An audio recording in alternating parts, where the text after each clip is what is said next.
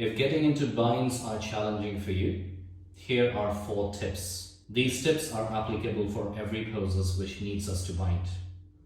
Let's take an example of a common twist, which is Parivrtta Asana.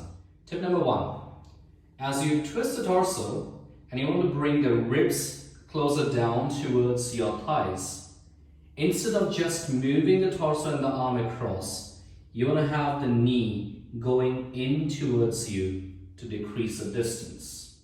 Tip number 2, and the most important one, internally rotate the upper arm. So now the outer elbow is facing towards the front of the mat, and that will give you the bend inwards towards the direction of the hip. Tip number 3, instead of trying to use the mobility range of your shoulder joints to get the hand underneath, use the opposite hand over the wrist of the bottom arm to try and push this arm in. Tip number 4, as we reach the hand back, students have a tendency of just looping the hands back and try to find the bottom arm.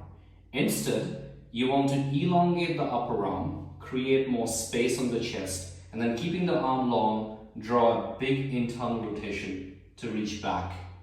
And that way, you create more space and it's easy to find your bottom arm. Let's check out all these 4 points from the other side. Point number 1, draw the knee in. Point number 2, bring the ribs closest to the thigh. Rotate the arm internally to let the elbow face in. Point number 3, not the best angle from this side.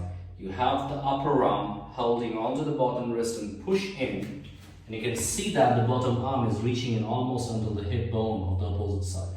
Last point, reach the upper arm high. Create space in the chest, wrap it back with a big internal rotation and find your bind.